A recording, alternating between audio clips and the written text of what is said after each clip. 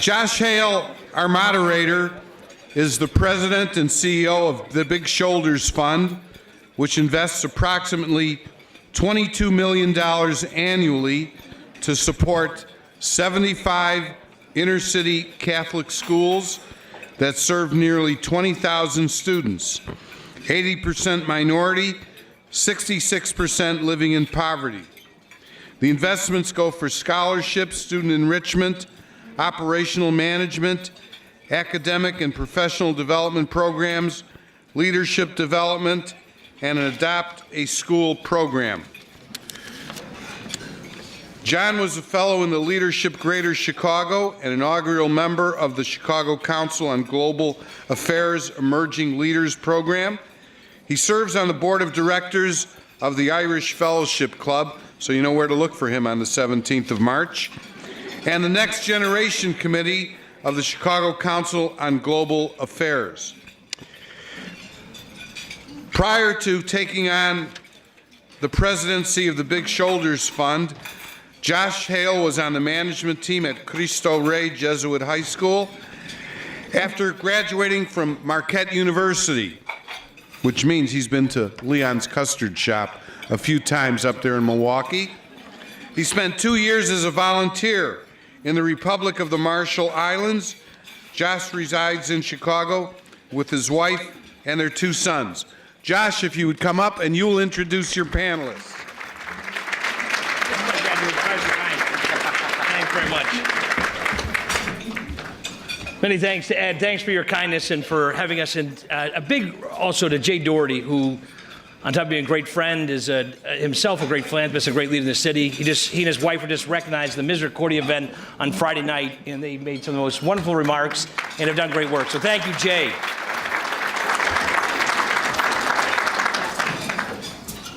This is our 4th year doing this. I just looking out and I see a couple of people who were on panels in the past, Jim Parsons, Jenny Fortner. I got a note from Liz Thompson, who was on the panel last year. She couldn't be here, but she said she would watch the video, so we got to give her a cheer as well. John Canning, my other boss, couldn't be here, but I don't think he'll be watching the film, but he'll get the play-by-play later. But I just want to thank all of the former panelists for being here as well and part of this.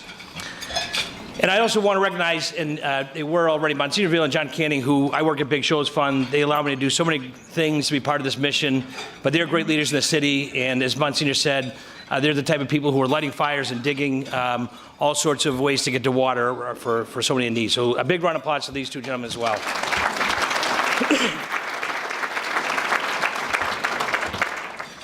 And really, I was going to make stuff up today and tell some lies about my past and what I did. My parents are here, so I can't. So my mom and dad, who are sitting out, they flew in for Thanksgiving, who taught me so much. So thank you.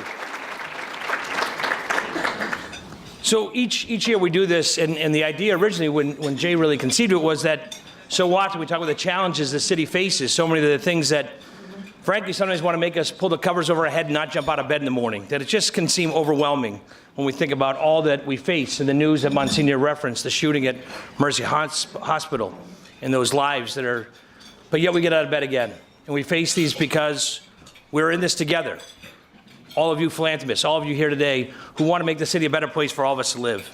And when we talked about this year's the theme, the ripples of hope, you know, obviously the first quote that comes to mind when we think about ripples of hope and engaging the next generation, Bobby Kennedy's favorite quote about each time a man or woman stands up for an ideal or acts to improve the lot of others or strikes out against injustice, they send forth a tiny ripple of hope.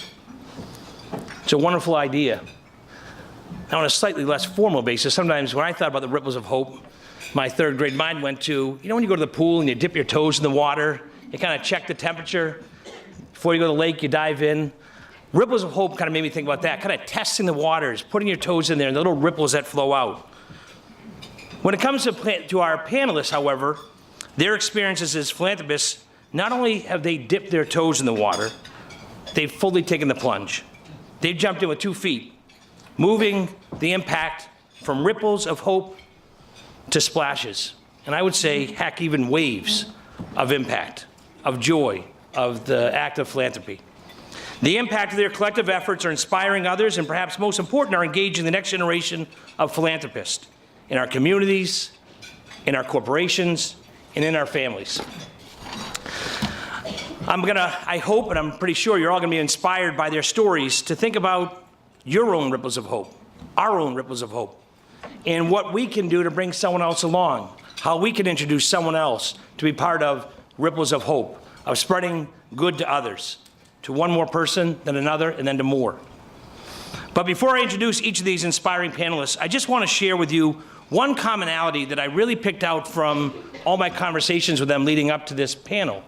It was unique in that each one of them really ask questions, they listen, and then respond to their most important stakeholders in their philanthropic work, the people they serve. It's a wonderful trait. I'm going to aspire to follow their lead, that they all seem to have that strong backbone on that issue. So let's start out with Carol, Lavin, Bernick. Charity in a different way.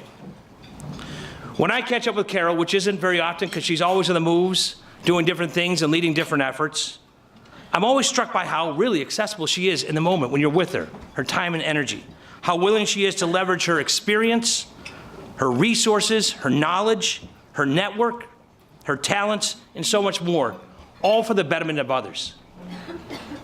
The traditional way of donating, giving funds is certainly fine with her. They do a lot of that. But she's a leader, really an innovator and an inventor. And she saw early on that to get others involved, the next generation, her children, her employees at the company, her friends, others, she would have to do philanthropy differently. Carol's a leader in many sectors and arenas, but most notably, she ran one of the most successful American businesses, Alberto Culver. She was in charge of sales, marketing, procurement. She was running the whole business. Heck, she even led the invention of products like Mrs. Dash and Static Guard. I mean, who doesn't love those products? But she's a doer. Carol is a doer. She's a leader and inspiration. And her family's name is all over the city, all over the region. It's synonymous with Chicago as one of the pillars of the city. But my sense is that she's most excited and her soul is most filled by the philanthropic work and effort that she invented and is leading with her family, Enchanted Backpack. You may have seen the little van out front. You're going to hear more about that. And we're going to hear about more lessons and experiences that, as she says, you gather as you go. Alicia Gonzalez, a sense of belonging. When I speak to Alicia, who I've known for almost 20 years from when I first moved here, I'm always struck by her strong sense of social justice. She wears it on her sleeve. And also her encouragement of young people to ask for a seat at the table. And her encouragement to let them know they belong there. And to show them that they can make a difference in communities. So what happens when you grow up in a community with the least amount of green space in the city and there's no place to play? When you tell your parents at the ripe age of 7 that, you know, I'm going to do something about this someday. Well, in the case of Alicia, you come back to Chicago after graduating with honors from Brown University, and you partner up with a couple, Penny Pritzker and Brian Traubert, to start a new organization, Chicago Run. You've probably heard of it. And that was to do just that and more. Chicago Run has been enormously successful, as many of us know. But for Alicia, when you talk to her, the most important part of it, really what fills her soul, is that the alumni of the program she created are really getting it. Chicago Run alumni understand that they are part of the community and they got to give back now too for the gift that they've been given.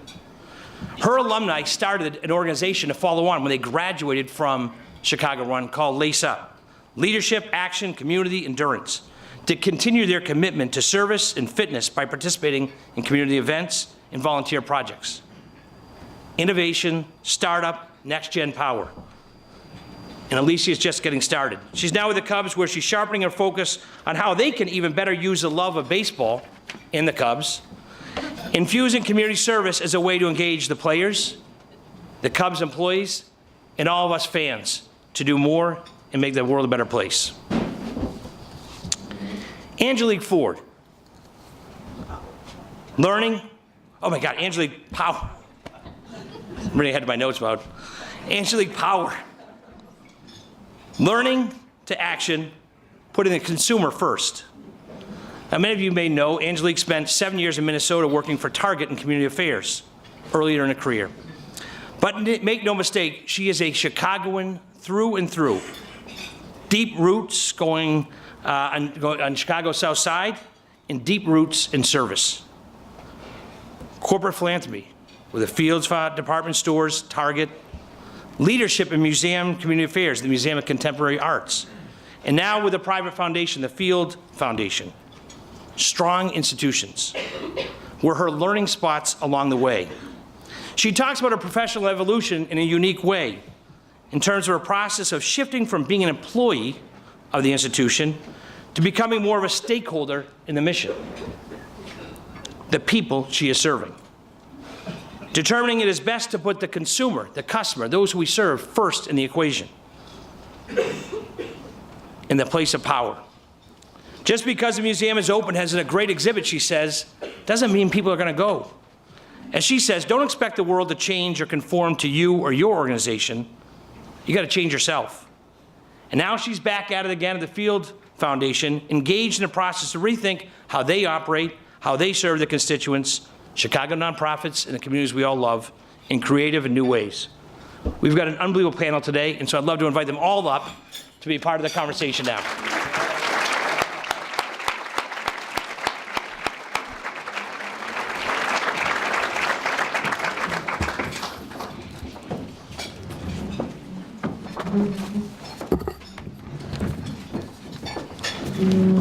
So I was a little nervous about this because in a room with all of you who know so much about philanthropy in 3 stars, but as I remember my team told me, Michaela Metzger, who works on this with me, she said, just say hello and let them talk and it'll be perfect. So that's what we're going to jump into right now, first and foremost, to hear from these great leaders in our city who have so much to offer. And so maybe just to start out, I tried to sketch out for everybody, maybe not just reading your biographies, but to talk about your path to where you are and some of the things that I've gleaned from watching and listening to you. But could you tell me a little bit about why you do this work, the inspiration for your philanthropy? Where did it come from? Why do you do it? And how does it fill your soul every day? And start, Carol, do you want to start down there? Alicia, lead us off. Well, actually, I want to give a shout out to my mother, who's here today, too, from Mexico.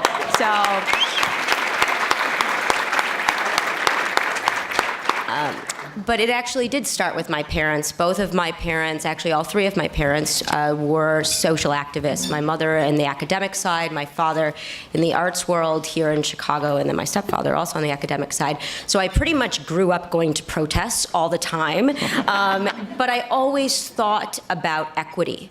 And so, as Josh mentioned, one of the things that I did see in my community of Pilsen when I was 7 was that we had no place to go to play. And I was a runner and a big gym rat, I guess I would say, or just a big fitness person.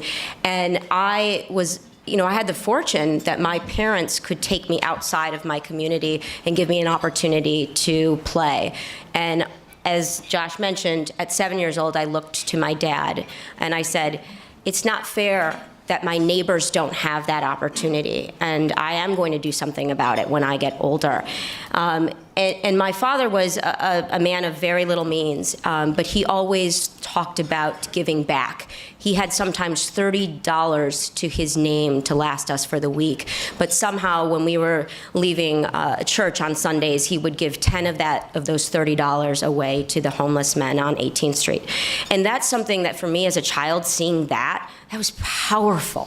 And so I've lived my life thinking about that moment and what my responsibility is to the city that I love, to the neighborhoods that I love, and to the children that were at one point looked like me. So, and we're instilling that in our 3 little boys at home too. So I'm just very grateful to be here. But that's part of my journey and why I do what I do. That's awesome. Can we give her a round of applause? Yes, how about it? So I want to call my parents into the room also. I, like Josh said, I'm a born and raised Chicagoan in Bronzeville and then in Hyde Park. My parents have both passed, but she was a Chicago public school teacher and he was a Chicago police officer. She was white and Jewish and he was black. And I always say, I don't have a sad biracial story, because if you're going to be black and Jewish, you should grow up in Hyde Park.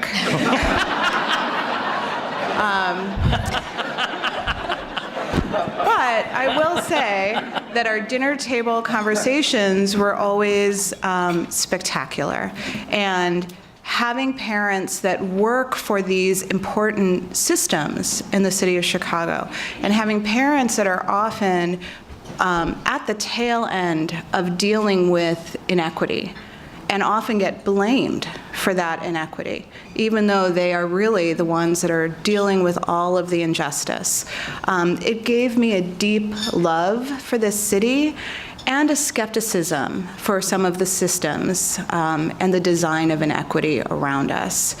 I think having parents that are also from different cultures gave me a profound optimism and belief, not just in diversity or in inclusion work, I'll do air quotes around that, but in racial equity, in shifting of power and resources, the belief that we are more alike than we are different, that's really what connects us. We're a city of neighbors, and figuring out how we can dismantle some of the systemic inequity, that's what brings me to work every day.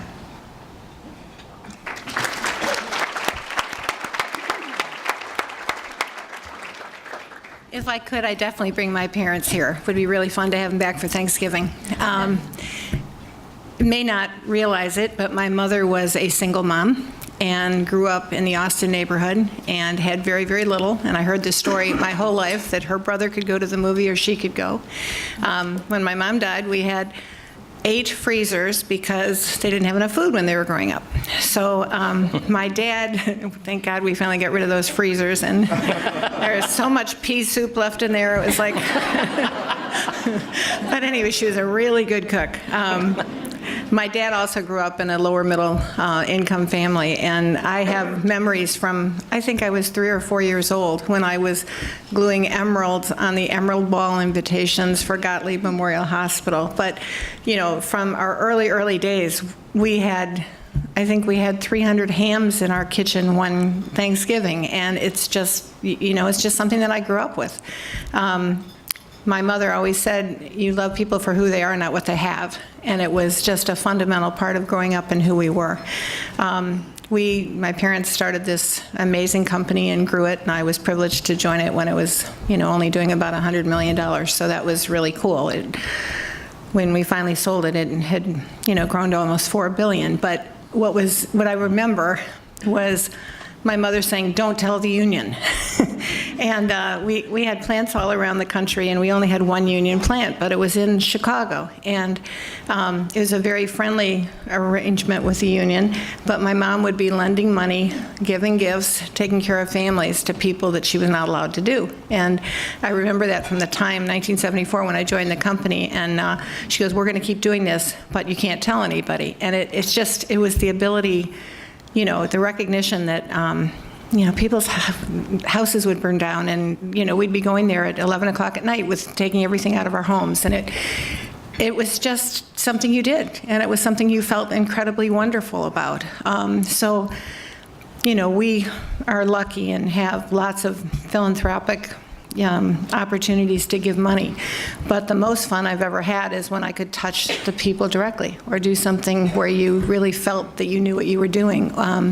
So I'll be excited to tell you about Enchanted Backpack. I'm incredibly proud. My daughter just started a charity a couple of weeks ago, and it's just a part of all who we are. And lots of times we do not want the recognition for it in any way. It's just, it's important, it's fun, it's validating, and it's even a lot more fun than shampoo.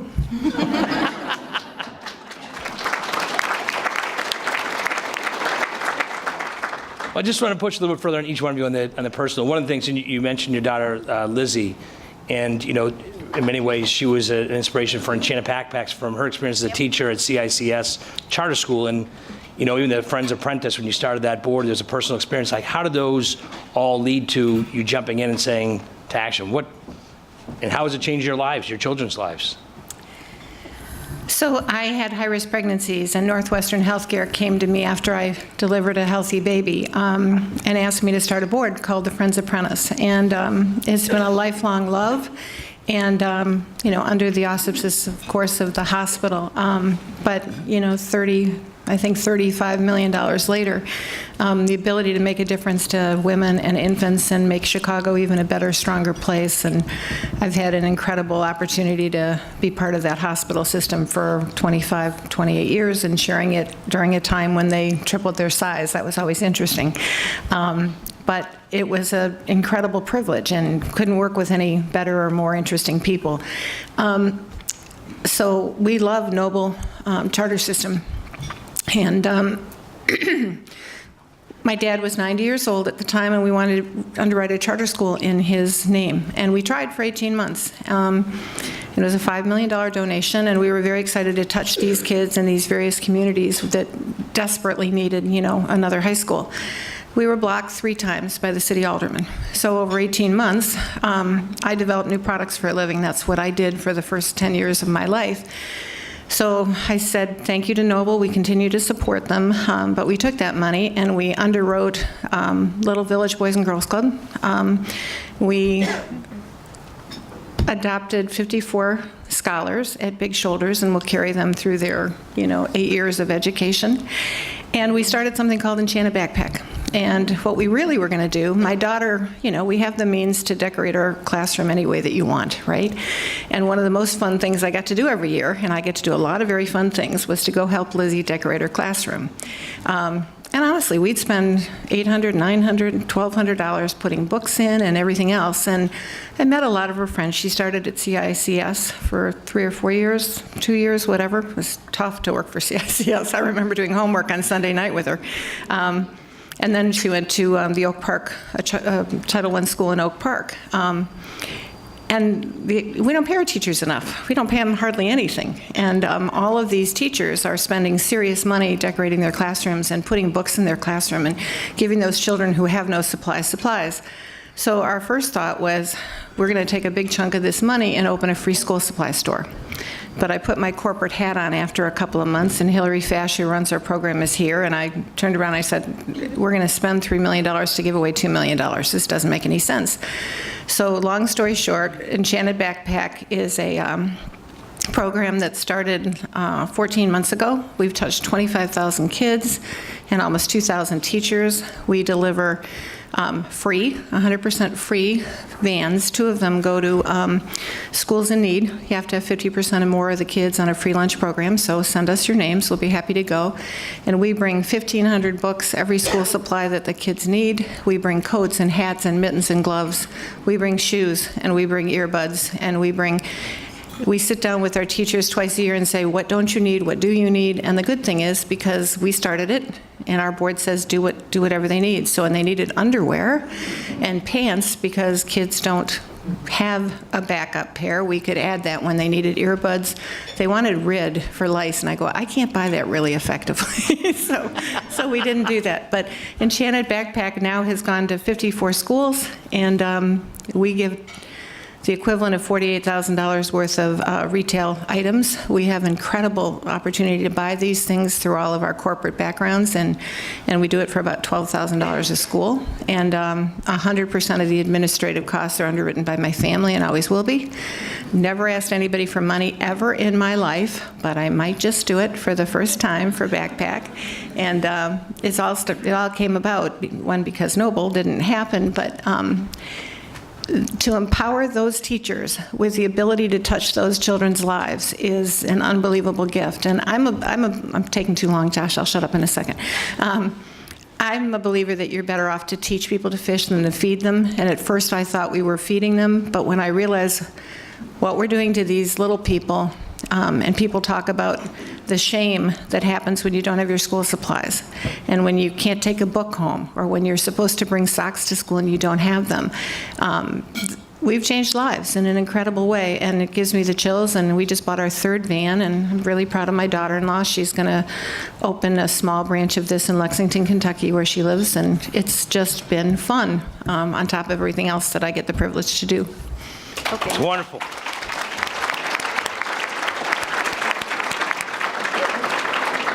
Angelique, can I just, something you said when we talked, so this morning when I was getting ready to come to work, my son asked me about, what are you doing today? We're going to talk about philanthropy.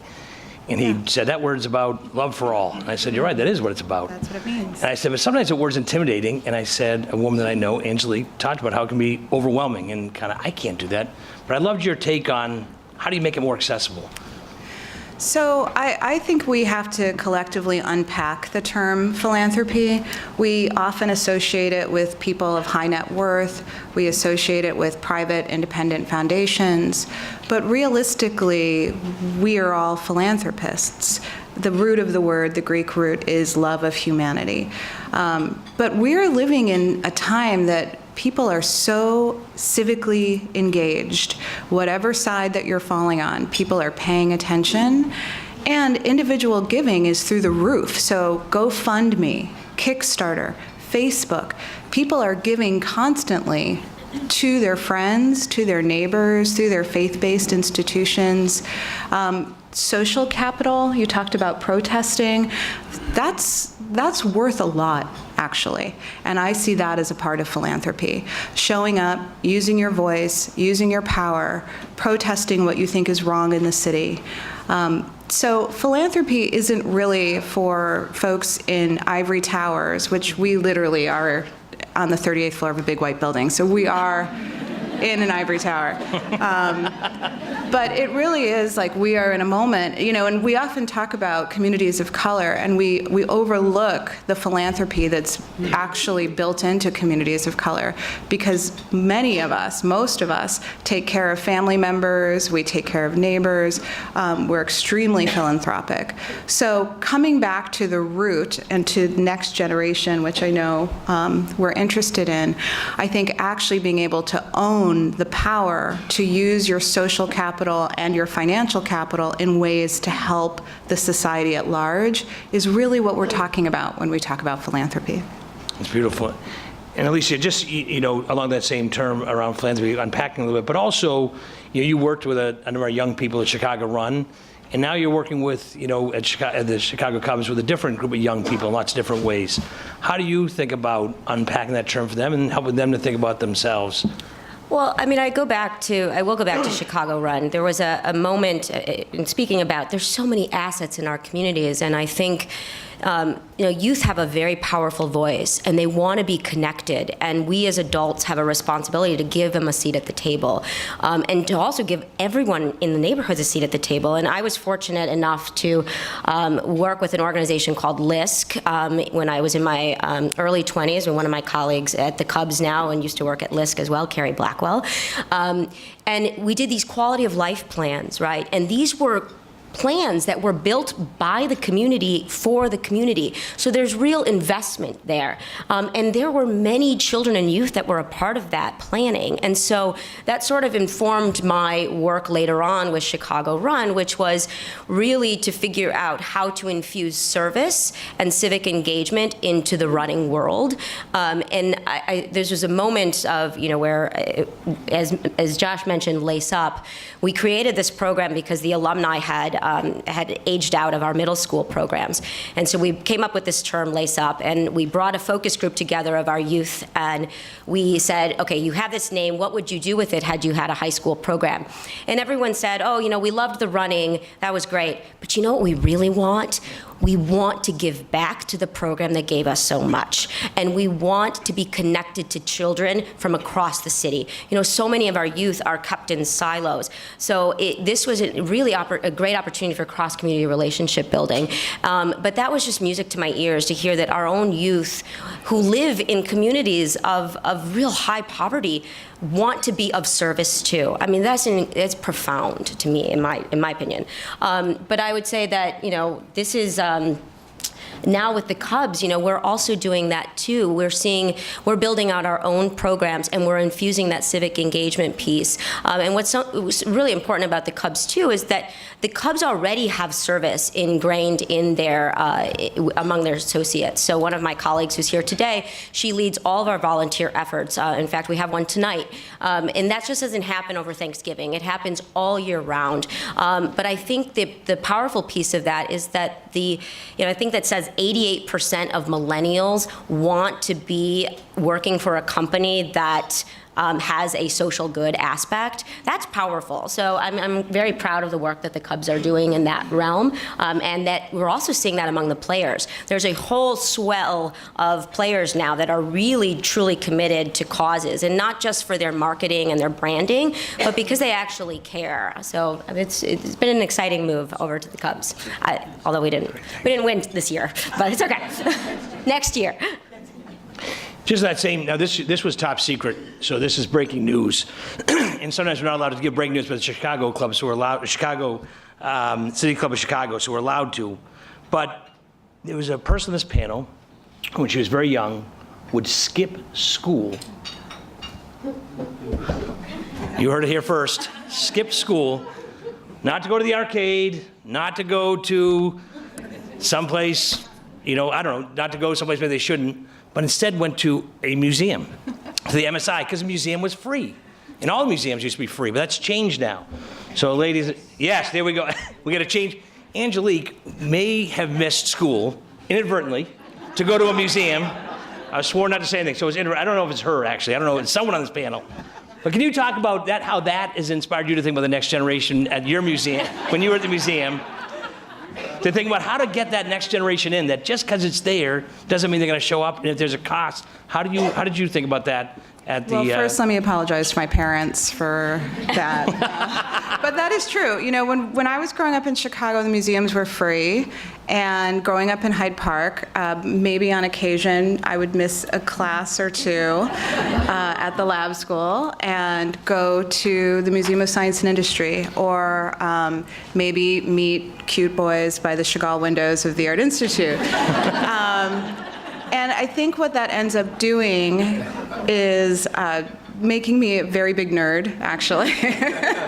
But it actually made me feel co-ownership of institutions around the city of Chicago, and made me feel not that I was invited to be there, but that they belonged to me.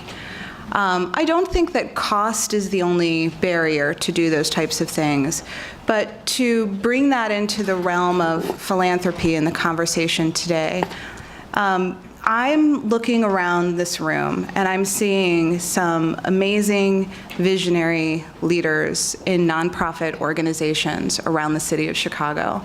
And we talk a lot about the issues and the problems in the city of Chicago.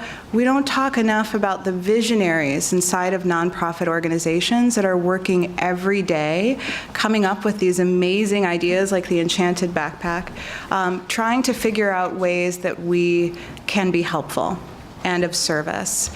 And so in terms of philanthropy, it's similar to any civic institution that's meant to serve.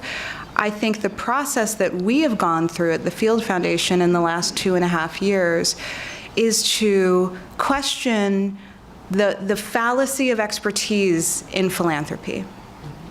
That because we are a conduit to cash, that means that we are the holder of solutions. Because we can create theories of change doesn't mean that we need to pay people to carry them out. There's so much expertise in the city of Chicago, and the premise that we started with at Field is how can we function differently to better serve the city.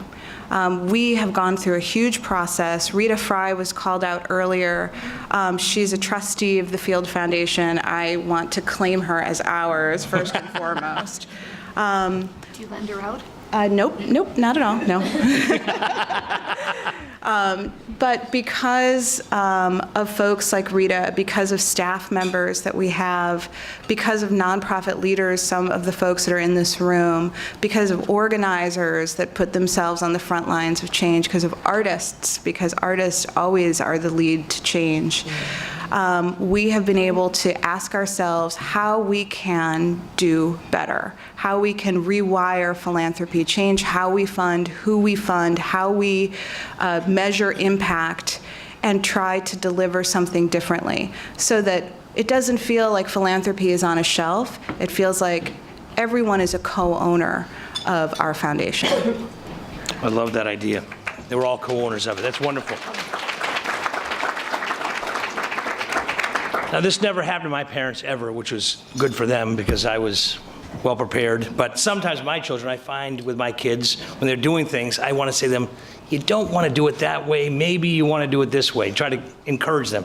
And I got to believe sometimes when you think about next generation or your children or it's people in your organization or the place you're working with or kids in, whatever it is, how do you guys handle that when you think about it? And what advice would you give for people as they think about, their ripple and how to get people engaged and allowing them rope to run, but not too much to get too far? Okay, I'll take it. I can talk about my kids one way, but I think maybe more beneficial is to talk about my teammates at Alberto. So I had the privilege, as I said, of working at Northwestern Healthcare for decades, and they saved lives, and we made shampoo. We had a situation in our company where our Sally Beauty company was going through the roof, and the consumer products business, which all of you, know, some of our directors wanted to sell because it was plummeting. And it became my job to change the culture of the company and to turn the whole thing around. And I was young enough to think I could do it. But, and we're very lucky. Harvard ended up doing a case study on it, and we saved the company and all that great stuff that went with it.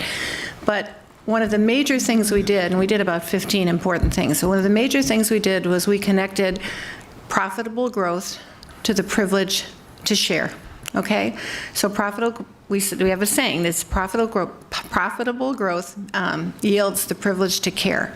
And what we did was every single benefit for our company employees, every charity we supported, every good deed that we did, the more money we made, the more we could give.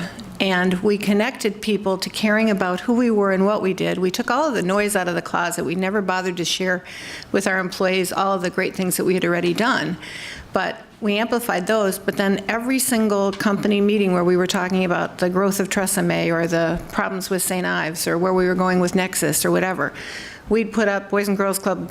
We'd have, video clips from the rehab and Off the Street Club and Boys and Girls Club, and we would tie everything. We would make them feel as people who we were and that we were more than a shampoo company, that we were touching our employees. And I credit that as one of the cornerstones of turning around the culture of the company and hiring to it more and more people where we could make a difference. And somebody quoted millennials, and I think the number is 50% of employees in the year 2020 will be millennials. And that's huge, and they all grew up. My kids are millennials, all but one. He fell out just by 1 year. But they do it differently, and it isn't, when I was growing up, somebody on my board tapped me and said, I want you to be a member of the Economic Club. Yes, sir, I'll go. Somebody else tapped me and said, I want you to join Northwestern Healthcare. Yes, sir, I'll go. Not the way it works anymore, at all. Social media, I used to spend all of our money on television advertising.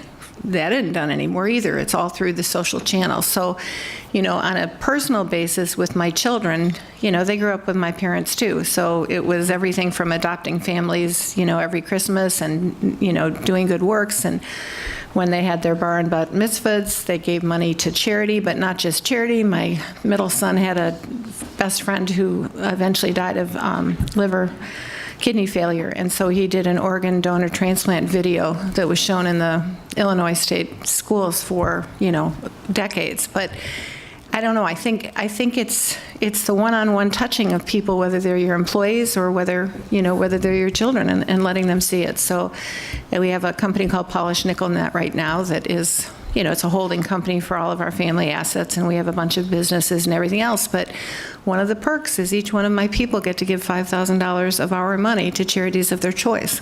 So it's just different ways to engage people and to make sure that they are connected to their community, and you can let them do what they find important to do, not what you find important to do. Is Carol the coolest lady or what? My God, that's beautiful. You guys want to have the answers to those? Yes. Go ahead.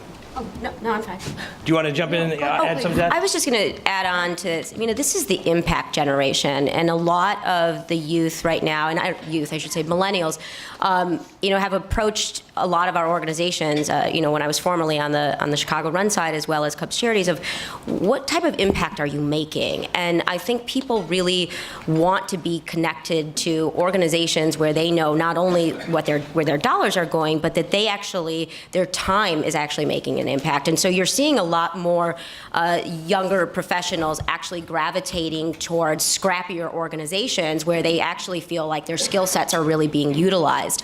I think there's still obviously clear large organizations, large nonprofits that they're going to, but I think the smaller nonprofits, from what I've seen in speaking to young professionals, is that they actually want to have a seat at the table and sort of lead the charge, but also they need to have an understanding too of the capacity of the organization. And we as funders, which has been an interesting move over to the Cubs, is to sort of level set our expectations of smaller nonprofits in terms of measuring impact, because most small nonprofits don't have the capability to do that. And so we as funders also have to recognize that, and also either give them the capacity building dollars, or we have to come together to help them with their evaluation piece. And that was a really big struggle when I was in the smaller, scrappier organization.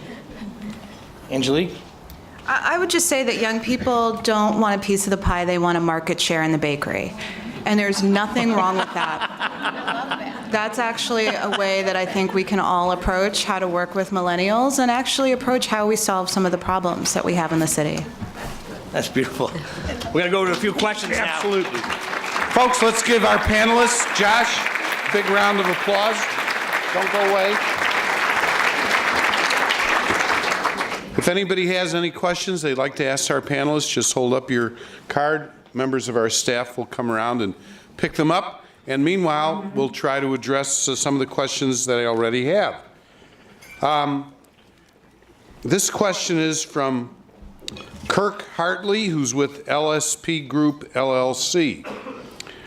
Are you aware of any Chicago area incubators that teach/mentor smaller not-for-profits on how to scale up, attract funding, develop ties within the not-for-profit community? Yeah. Who would like to deal with that? Angelique? Well, Eric Weinheimer is here, actually. Will you stand up? Eric is the president and CEO of Forefront, Illinois. And what's unusual is that in many regions, you have a regional area grant-making association, or you have a nonprofit association. You keep the two separate. Nary the twain shall meet. And actually what Forefront did under Eric's leadership a few years ago was bring these sectors together. So I would say to any nonprofit organization, become a member of Forefront. You have access to other nonprofit organizations, not just in the city or in the surrounding counties, but across Illinois. And you also have access to funders, to foundations, to individual, to family foundations. So you really have a space where you can incubate some of your work and bounce off, ideas with colleagues. Thank you very much. Okay, moving right along. This is from Jose Rodriguez, who's with the Daniel Murphy Scholarship Fund. Let's hear it for... There he is. By the way, Jose, you're not a member of the City Club, but... You will be. We will be. Okay? $50 and it's tax deductible, by the way. Don't forget, you're planning for the end of the year. Here's his question. How do you get all the stakeholders in your organization to commit to a culture of philanthropy? Who would like to? I sort of. Carol, okay. No, I sort of answered that, didn't I? I think you did. I do think you did. The idea, we do matching grants also, so our staff members can give up to $5,000 and Field Foundation will match all of that. Board members can give up to $15,000, Field Foundation will match all of that. So I think that you can't encourage people to spend their money if they aren't being paid enough, one. But also, if you don't put skin in the game to actually create the culture of philanthropy, philanthropy. So matching gift programs, I think, are extremely important. But also to educate folks, like to create a learning culture so that people understand what nonprofits do, the function of board service, that's so important. So creating that as part of your organization, whether it's a company or a foundation, I think is important.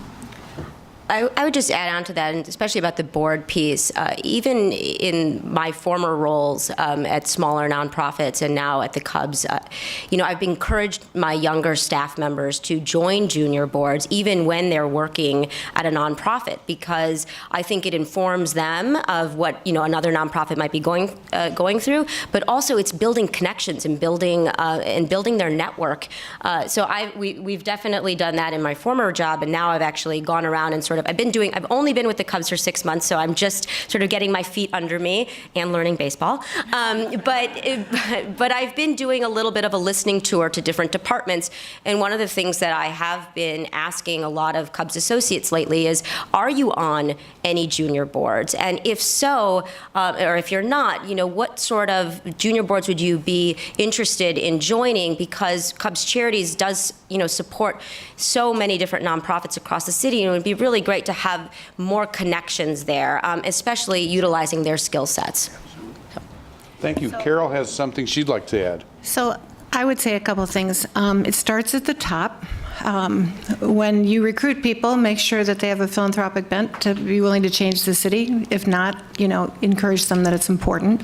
I'd also give them time off to do what they need to do, not necessarily what you want them to do, but I'd give time off.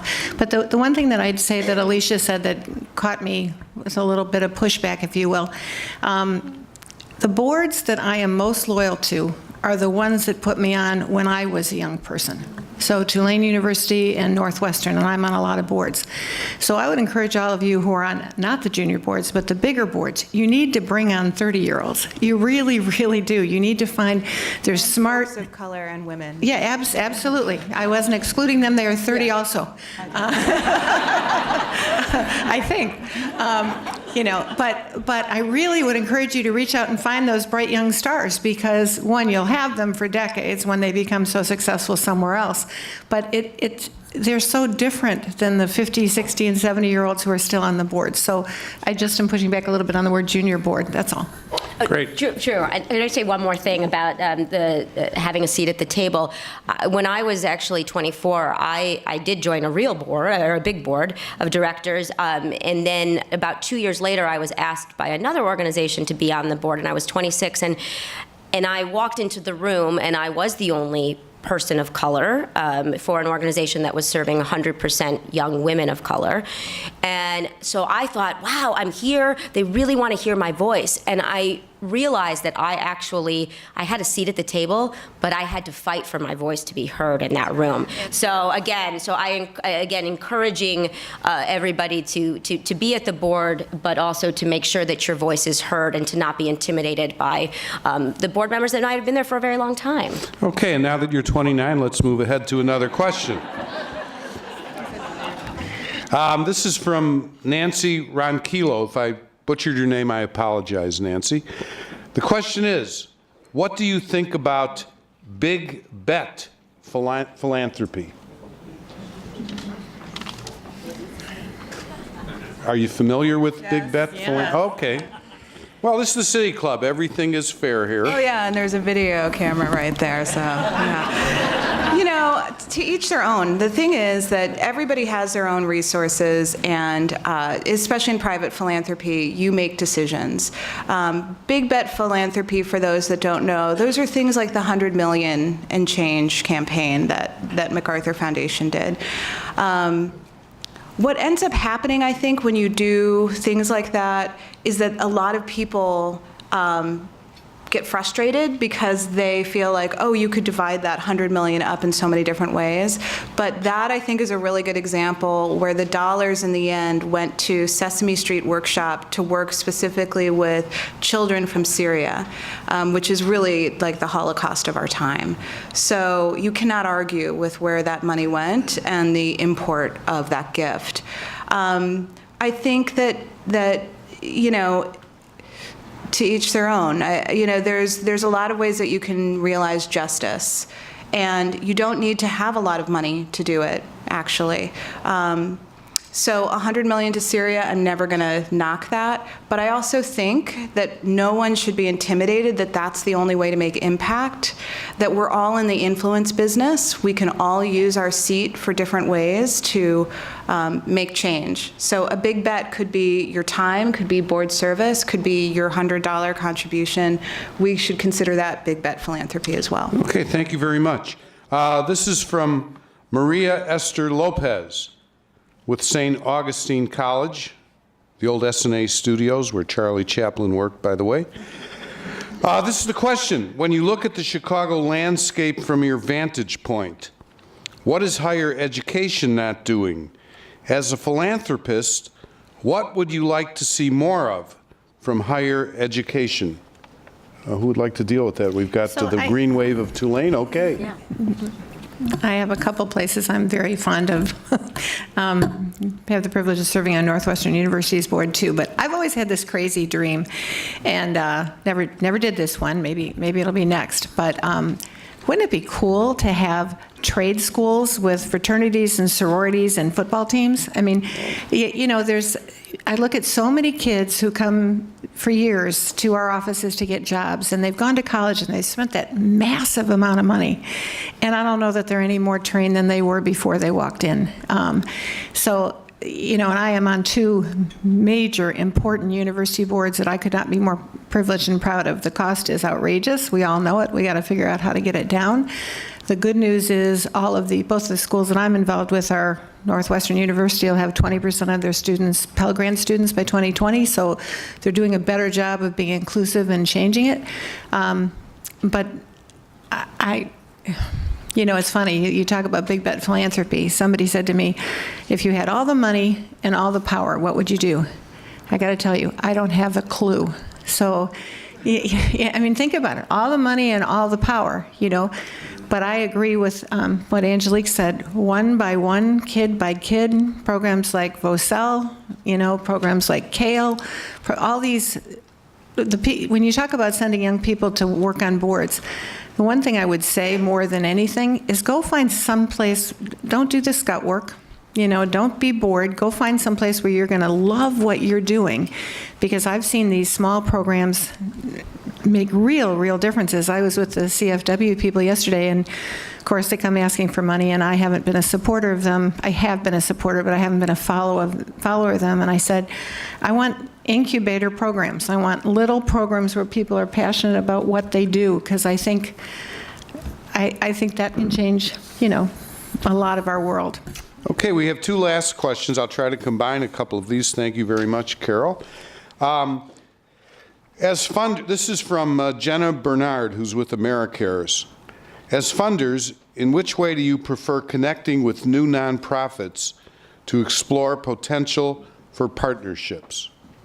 So, Angelique, So we hold information sessions 3 times a year, about 6 weeks before open call, because folks have a lot of questions, and it's always hard to get into a foundation. For some reason, they're formidable.